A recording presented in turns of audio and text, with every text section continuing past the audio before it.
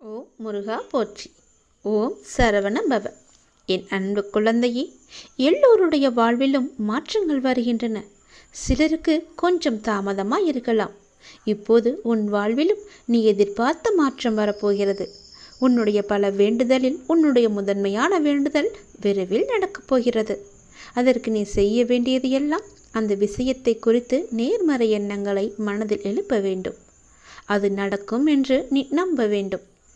உனக்கு அந்த வேண்டிய ஒன்று நிச்சயமாகவே கைகளில் கிடைக்கும். கோவிலில் சாமி முன் இந்த முறைப்படி நீ பிரார்த்தனை செய்து வந்தால் நிச்சயம் நீ நினைத்தது நடக்கும். நமக்கு எப்பொழுது எந்த பிரச்சனை எந்த ரூபத்தில் வந்தாலும் நாம் அந்த பிரச்சனைகளை முடிக்கவும் அதிலிருந்து முழுமையாக விடுபட்டு வெளியே வருவதற்கும் நாம் செய்யும் முதல் காரியம் தெய்வத்திடம் சரணடைந்து பிரார்த்தனை செய்து நம் குறைகளை கூறி வேண்டிய வரங்களை பெற்றுக்கொள்வோம். அது மட்டும் இல்லாமல் நமது வாழ்க்கையில் செய்யும் சில சிறிய தவறுகளுக்கும் தெய்வத்திடம் சென்று அதற்கான பரிகாரங்களையும் செய்து புண்ணியத்தை தேடிக்கொள்வோம். ஆனால் கோவிலில் சாமியிடம் வேண்டுவதாக இருந்தாலும் பரிகாரம் செய்வதாக இருந்தாலும் அதற்கு ஒரு முறை இருக்கிறது. அந்த முறைப்படிதான் நாம் இறைவனிடம் வேண்ட வேண்டும். அப்படி வேண்டினால் கண்டிப்பாகவே அது நிறைவேற்றப்படும். அந்த முறைப்படி பரிகாரம் செய்தாலும் தெய்வம் அதை முழுமையாக ஏற்றுக்கொள்ளும். நாம் நம்பிக்கையுடன் செய்ய வேண்டும். அதனால் இன்று கோவிலில் தெய்வத்தின் முன் எப்படி பிரார்த்தனை செய்வது, எப்படி வேண்டுவது பற்றி தான் நாம் இப்போது சொல்லப் போகிறோம். கோவிலுக்கு சென்றால் தெய்வத்தின் முன் மண்டியிட்டு வேண்டு என்று நிறைய பேர் சொல்லி நாம் கேள்விப்பட்டிருப்போம். ஆனால் நம்மில் எத்தனை பேர் இந்த முறையில் தெய்வம் முன் மண்டியிட்டு வேண்டியுள்ளனர் என்பது நமக்கு தெரியாது. ஆனால் அடுத்த முறை நீங்கள் கோலதெய்வ கோயிலுக்கு சென்றாலும் அல்லது வேறு ஏதாவது உங்களுக்கு பிடித்த தெய்வத்துடைய கோவிலுக்கு சென்று வேண்டினாலும் தெய்வத்தின் முன் முட்டி போட்டு உங்கள் பிரார்த்தனையை வையுங்கள்.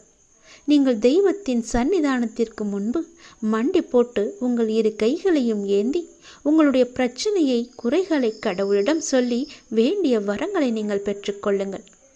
இப்படி நீங்கள் முட்டி போட்டு வேண்டினால் தெய்வம் நாம் கேட்டதை உடனே கொடுக்கும் என சொல்லப்படுகிறது. இப்படி நீங்கள் எந்த தெய்வத்தின் கோவிலுக்கு சென்றாலும் முழங்கால் போட்டு மண்டியிட்டு உங்களின் இரு கைகளையும் ஏந்தி வேண்ட வேண்டும். உங்களுடைய வேண்டுதலை சீக்கிரமாகவே ஏற்றுக்கொள்வார். அதே நேரம் அந்த வேண்டுதல் சீக்கிரம் தெய்வத்தால் நிறைவேற்றியும் தரப்படும் என்பது காலம் காலமாக மக்களிடம் உள்ள நம்பிக்கை. அந்த நம்பிக்கை உங்களுக்குள்ளே இருக்க வேண்டும். நீங்கள் நிறைய கோவில்களில் சில தெய்வத்திற்கு வேண்டுதல் வைத்து முழங்கால் மண்டியிட்டு கோவிலை சுற்றி வலம் வருவார்கள். கோவில் படியேறி தங்களுடைய நேர்த்திக்கடனை செலுத்துவார்கள். இப்படியெல்லாம் கூட தெய்வத்திற்கு பிரார்த்தனை செய்யலாம் என்று நம்முடைய சாஸ்திரங்களே கூறுகிறது. இருந்தாலும் உங்களுடைய உடம்பை பிரார்த்தனை செய்கிறேன் என்ற பெயரில் வருத்தி கொண்டு நீங்கள் முழங்காலிட்டு கோவிலை சுற்றியோ அல்லது கோவில் படிக்கட்டிலோ நடக்க வேண்டும் என்ற அவசியம் கிடையாது. உங்களை உடலை வருத்தி தான் நம்மை செய்ய வேண்டும் என்று யாரும் சொல்லவில்லை. எந்த கடவுளும் நிர்பந்திக்கவில்லை. தெய்வத்தின் சன்னிதானத்திற்கு முன்பு மண்டியிட்டு தெய்வத்தை முழு நம்பிக்கையோடு நினைத்து மனதார வேண்டிக் கொண்டாலே போதும். நீங்கள் நினைத்தது நிச்சயமாகவே ஒரு மண்டலத்தில் நடக்கும். அதாவது 48 நாட்களுக்குள் அது நடந்தே தீரும். நீங்களும் உங்கள் இஷ்ட தெய்வத்தை நினைத்து முழு நம்பிக்கையோடு வேண்டுங்கள். எந்த தெய்வமாக இருந்தாலும் கை நீட்டி கேட்டால் கண்டிப்பாகவே கொடுப்பார். இல்லை என்று சொல்லாமல் நமக்கு அள்ளி தருபவர்தான் தெய்வம். மண்டியிட்டு கைகளை ஏந்தி கடவுளிடம் கேளுங்கள். உங்கள் பிரார்த்தனை நிச்சயம் நிறைவேறும். ஓம் சரவணபவ. ஓம் முருகா போற்றி. அனைவருக்கும் நல்லதே நடக்கட்டும். என் வாக்கை சொல்வதற்காக நான் வந்திருக்கிறேன். நீ அறிந்தோ அறியாமலோ யாரிடமாவது கடும் சொற்களை பேசியிருப்பாய் என்று என் மனதிற்கு படுகிறது. அதனால் உன் மனதார ஒரே ஒரு முறை மன்னிப்பு கேட்டுவிடு. நீ மென்மேலும் வளர்ந்து வளர்ச்சியடையப் போகின்றாய். யார் யாரெல்லாம் உன்னை வெறுத்தார்களோ, யார் யாரெல்லாம் உன்னை உதாசீனப்படுத்தினார்களோ, யார் யாரெல்லாம் உன் நம்பிக்கையை கெடுத்தார்களோ அவர்களை பற்றி இனி ஏதும் கவலைப்படாமல் நீ இரு. நான் இருக்கின்றேன். உனக்கு கோபம் வேண்டவே வேண்டாம். தினம் தினம் நீ வழிபடும் என்னையே திருடன், பைத்தியக்காரன், பிச்சைக்காரன், வழிபோக்கன் என்று பலரும் சொல்லவில்லையா? அதற்கு நான் பொறுமையாக இல்லையா? எனக்கும் கோபம் வரும் தானே. ஆனால் என் கோபத்தை அடக்கிக் கொண்டு நான் பொறுமையாக இல்லையா? நீயும் காத்திரு. உனக்கு வரும் அனைத்தையும் நான் ஏற்றுக்கொள்கிறேன். என் அனுமதி இல்லாமல் எதுவும் உனக்கு நடக்கப் போவது கிடையாது. எவரும் எதையும் நாட முடியாது. உன்னை தேடி யாராலும் வர முடியாது. கவலைப்படாதே. உன்னை தூற்றியவர்களெல்லாம் உன்னை போற்றும் காலத்தை நான் உருவாக்கி தருகிறேன். கலங்காதே. அனைத்துமே பொடி பொடியாக போகின்றது. கண்களை மூடிக்கொள்ளாதே. கண்ணை திறந்து பார். உன் முன்னால் நான் இருப்பது உனக்கு தெரியும். உன்னை சுற்றி பார். உன் சுற்றுப்புறம் எல்லாமே நான் இருப்பது உன் கண்ணுக்கு தெரியும். என் நாமத்தை உச்சரிக்கும் உன் மனம் தெளிவாக போகின்றது. இழந்ததையெல்லாம் நீ மீண்டும் பெறப்போகின்றாய். உன்னை நாடி எல்லோரும் வரும் நேரம் இது. பிரிந்தவரெல்லாம் சேரும் நேரம். காத்திரு. உனது கைகள் பல பேருக்கு உதவும் கரமாக மாறப்போகின்றது. பல பேர் உன் உதவி தேடி உன்னை நாடி வரப்போகும் நேரம் இது. என்னுடைய பக்தனுக்கு எந்த குறையும் வராமல் பார்த்து கொள்ள நான் இருக்கின்றேன். என் பக்தனுக்கு எந்த தேவைக்கும் எதுவும் பிரச்சனை இல்லாமல் நான் பார்த்து கொள்கிறேன். உன் தேவையை நிறைவேற்றும் பொறுப்பை நான் எடுத்துக்கொள்கிறேன். உன் குறைகள் அனைத்துமே தீர்ப்பதற்கு நான் உன் கூடவே இருக்கப் போகின்றேன். உனக்கும் எனக்கும் இடையே உள்ள பந்தம் நிரந்தரமாக இருக்க வேண்டுமானால் நீங்கள் என்னை பரிபூரணமாக நம்புங்கள். வேறு மார்க்கமே இல்லை. இந்த ஒளிவு மறைவு விளையாட்டுக்கள் எல்லாம் என்னிடம் வேண்டாம்.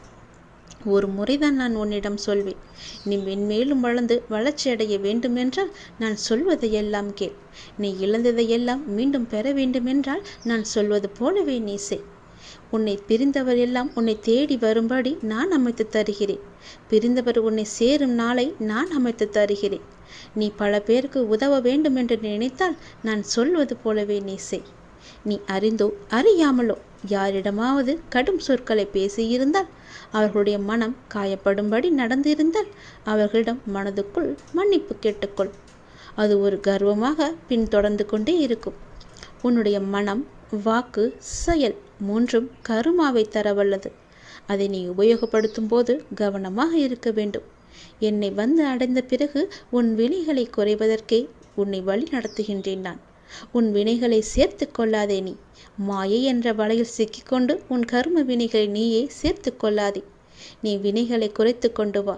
நீ இழந்தவற்றில் நியாயமாக உன்னிடம் வந்து சேர வேண்டிய அனைத்தையுமே நான் உன்னிடம் வந்து சேர்த்து விடுகிறேன். நீ அறியாமல் செய்தோ அறிந்து செய்தோ தவறுக்கு மன்னிப்பு கேள். மானசீகமாக உன் மனதார நீ மன்னிப்பு கேள். யாரிடமாவது கடும் கோபத்தில் நீ பேசியிருந்தால் அவர்களுக்காக உன் மனதிலேயே நீ மன்னிப்பு கேள். அவர்களிடம் வேண்டாம், இறைவனிடம் நீ கேள். அந்த மன்னிப்பிற்கு பல பலன்கள் அதிகம் உண்டு. நிச்சயம் உன் வாழ்வில் மென்மேலும் நீ வளர்ந்து நன்றாக இருக்கப் போகிறாய். நீ இழந்தது எதுவாக இருந்தாலும் அது வேறொரு வடிவில் நான் உனக்கு தருகிறேன். இந்த முருகனின் வாக்கு நிச்சயம் பலிக்கும். ஓம் சரவண பவ என்று ஒரே ஒரு முறை உச்சரித்துப்பார். முருகன், நான் வருவேன் உனக்காக. நான் எழுதியபடிதான் உனக்கு நல்லது நடக்கப் போகின்றது. நான் எழுதியபடியே உனக்கு நடக்கப் போகிறது. இன்னும் சில தினங்களில் நீ ஏங்கிய விசேஷம் உன் வீட்டில் நடக்கப் போகிறது.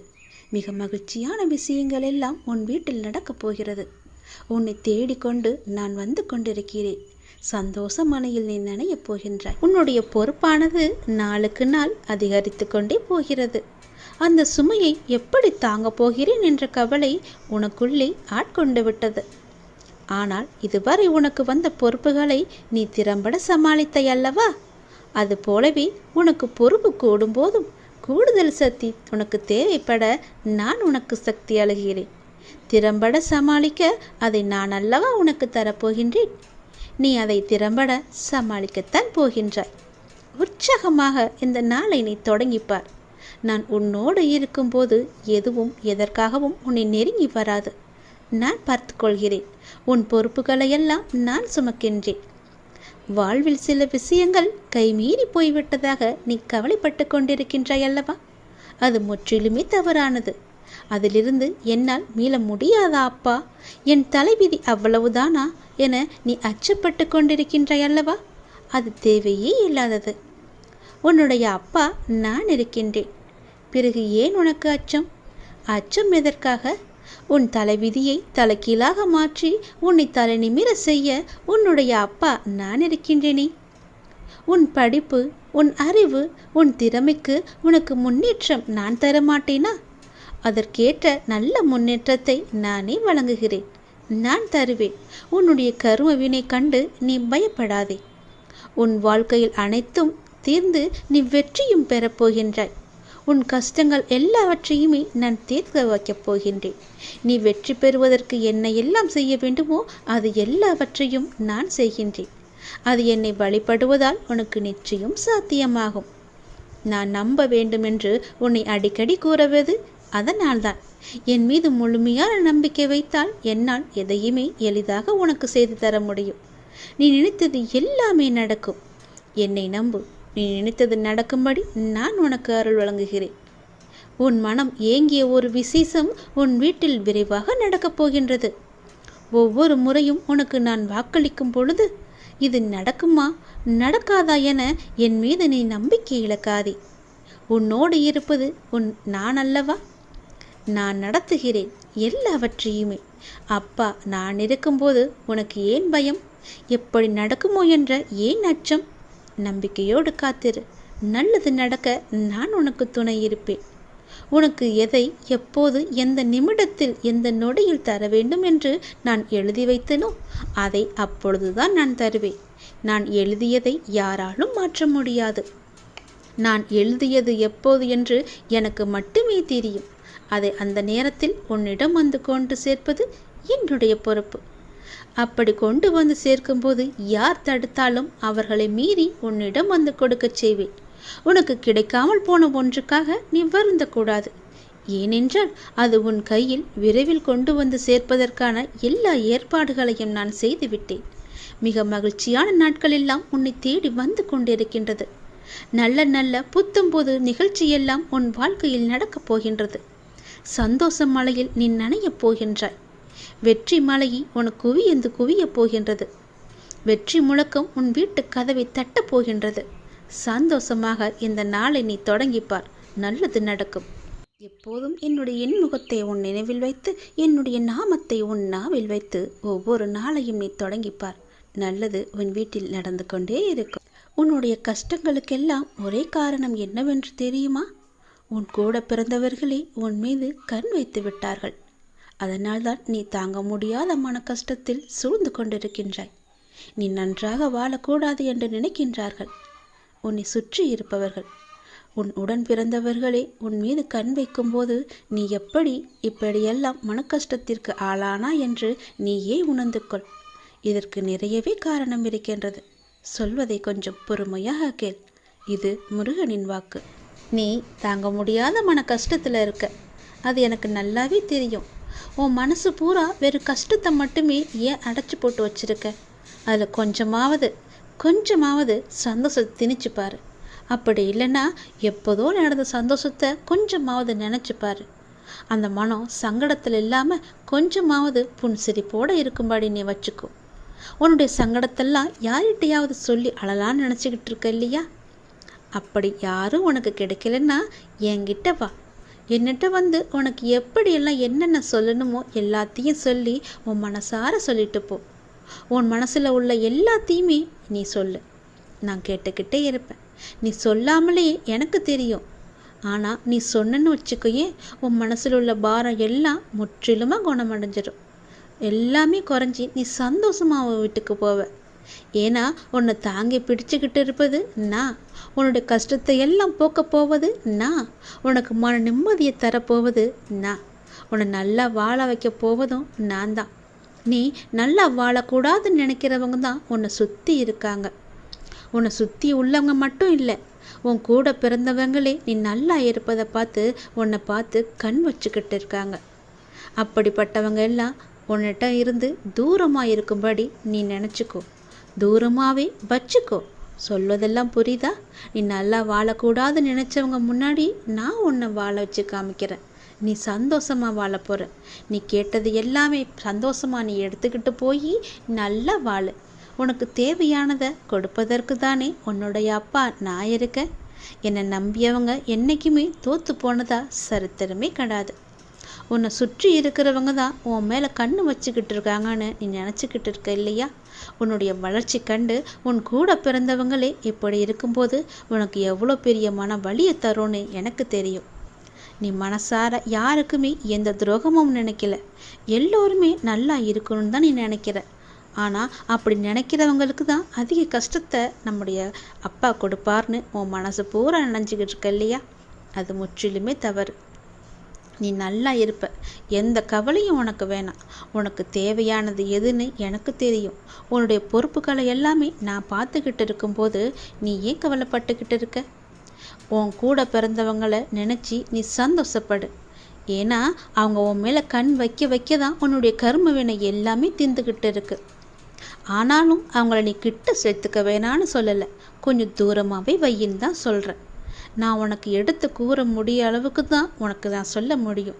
மீதியை நீனே கண்கூடாக பார்த்து நீயே தெரிஞ்சுக்கோ. உனக்கு எது நல்லது எது கெட்டதுன்னு நான் சொல்லி புரிய வைக்க வேண்டியதில்லை. ஏன்னா நீ சின்ன பிள்ளையும் இல்லை, நீயும் வளர்ந்துட்ட, உனக்கும் ஒரு பக்குவம் வந்துட்டு இல்லையா? நீயே தெரிஞ்சுக்கோ. உனக்கு சின்ன சின்ன அறிகுறிகளை மட்டும்தான் நான் உனக்கு காமிக்க முடியும். அதன் மூலமாக நீ தெளிஞ்சிட்டனா உன் வாழ்க்கை நல்லபடியாக இருக்கும். எப்போதுமே உனக்கு கண் திருஷ்டி இருந்து கொண்டே இருக்கு. அதுக்கு நீ என்ன செய்யலான்னா, உன்னை சுற்றி உள்ளவங்களை கண் திருஷ்டியை பார்த்து பொறாமப்படுற அளவுக்கு நான் உன்னை வாழ வைப்பேன். என்கிட்ட வந்து உன் மனசில் உள்ள குறை எல்லாத்தையுமே சொல்லு. வீட்டுக்கு போய் உனக்கு சுற்றி போட்டுக்கோ. உன் கண் திருஷ்டி எல்லாம் போகிறதுக்கு நான் உனக்கு துணை இருக்க, நல்லது நடக்க செய்வேன். 3 ஆண்டுகளாக பின்தங்கி இருந்த உன்னுடைய ஒரு பணி இப்போது வரும் மார்ச் மாதத்தில் அது நிறைவடைய போகின்றது. 3 ஆண்டுகளாக ஒரு விஷயம் உன்னை இழுத்தடித்து கொண்டே இருந்தது அல்லவா? அதற்கான காலகட்டத்தை நீ நெருங்கிவிட்டாய். அது நிறைவடையும் மாதத்தையும் நீ நெருங்கிவிட்டாய். அந்த நாட்கள் வெகு தூரமில்லை கண்மணி. சந்தோஷமாக அதை அனுபவிக்கப் போகின்றாய். எத்தனை நாட்கள் எதற்காக நீ காத்திருந்தாயோ அது உனக்கு கிடைக்கப் போகின்றது. வெற்றி மேல் வெற்றியாக அது கிடைக்கப் போகிறது. உன் வாழ்க்கையை விட உனக்கு வரும் கஷ்டம் பெரியதா என்று கேட்டால் நீ என்ன சொல்வாய்? முதலில் யோசித்துப்பார். நீ நினைக்கின்ற வகையில்தான் உன்னுடைய கஷ்டம் உன் கண்களுக்கு புலப்படும். அந்த கஷ்டத்தை எல்லாம் சுக்கு நூறாக உடைத்து எறி. அதை எரிய உனக்கு சக்தி இல்லாமல் அல்ல, பயமும் பதப்பதைப்பும் தான் உன்னை உடைத்து தகத்தேறிய யோசிக்க வைக்கின்றது. நீ ஒரு பளிங்குக்கல். என்ன மாசுபட்டாலும் அதே பொலிவுடன் பிரகாசமாக தான் நீ ஜொலித்து கொண்டிருப்பாய். ஏன் இப்படி உன் மனபாரத்தை சுமந்து உன் வாழ்க்கையை நீ பாரமாக உணர்கிறாய் என்று எனக்கு இதுவரை தெரியவில்லை. நான் உனக்கான குரலை பல முறை சொல்லியிருக்கின்றேன். நான் உனக்கான குரலாக அசிரீரியாக ஒவ்வொரு நிமிடமும் ஏதோ ஒரு வகையில் என்னுடைய குரல், என்னுடைய கருத்துக்கள், என்னுடைய ஆலோசனை என எல்லாமே ஏதோ ஒரு வழியில் உன் செவிக்கு எட்டி கொண்டு தான் இருக்கின்றது. உன் செவிக்கு எட்டும்படிதான் நான் கூறிக்கொண்டும் வருகிறேன். அதை புரிந்து கொண்டு மனதால் உணர்ந்து அறிவால் நீ செயலாற்ற வேண்டும் என்று பல முறை நான் சொல்லியிருக்கிறேன். நான் சொல்வதையெல்லாம் பெரிதாக எண்ணுகிறாயா என்று எனக்கு தெரியவில்லை. பெரிதாக எடுத்துக்கொண்டால் அதில் நிச்சயம் முன்னேறியிருப்பாய். ஏதோ சொல்கிறார், ஏதோ நாம் ஏன் கேட்க வேண்டும் என்ற எண்ணத்தில் பாதி மட்டும் எடுத்துக்கொண்டு மீதியை விட்டு விடுகிறாய். நீ எல்லோரையும் முக்கியமாக நினைக்கின்றாய். அதே போல அவர்களும் நினைக்க வேண்டுமல்லவா? அப்படி அவர்கள் உன்னை அலட்சியப்படுத்தியவர்கள் நீ முக்கியம் என்று வருவார்கள். உன்னுடைய அருமை புரிந்து உன் அன்பு எவ்வளவு பெரியது என்று கவலை கொள்ளாதே. ஒருவர் கஷ்டத்தில் இருக்கும்போது கடவுளின் அனுகிரகம் கிடைப்பது மிக பெரியது. அவர்கள்தான் மிக பெரிய புண்ணியசாலிகள். கஷ்டத்தில் இருக்கும்போது கடவுளின் அனுகிரகம் அவருக்கு கிடைத்துவிட்டால் யோசித்துப்பார், எவ்வளவு பெரிய நன்மை அளிக்கும் அவர்களுக்கு. நீ அப்படிப்பட்ட புண்ணியசாலிதான். ஏனென்றால் கடவுளின் முழு அனுகிரகமும் முழு பார்வையும் உன் கஷ்டமான நேரத்தில் உனக்கு கிடைத்து கொண்டே இருக்கின்றது. உனக்கு கடவுளின் அருள் இருந்து கொண்டே இருக்கின்றது. நீ இனிமேல் கவலை கொள்ள வேண்டிய அவசியமே இல்லை. கஷ்டம் தரும் நிலைகளை எல்லாம் உடைத்து தகத்தெறிந்து சுக்கு நூறாக தகத்தெறிந்து உன்னை உனக்கே புதிதாய் தோன்ற வைத்திருக்கிறது. புதிய வாழ்க்கையை புது புத்துணர்ச்சியுடன் நல்ல எதிர்காலத்தை நீ பெறப்போகின்றாய்.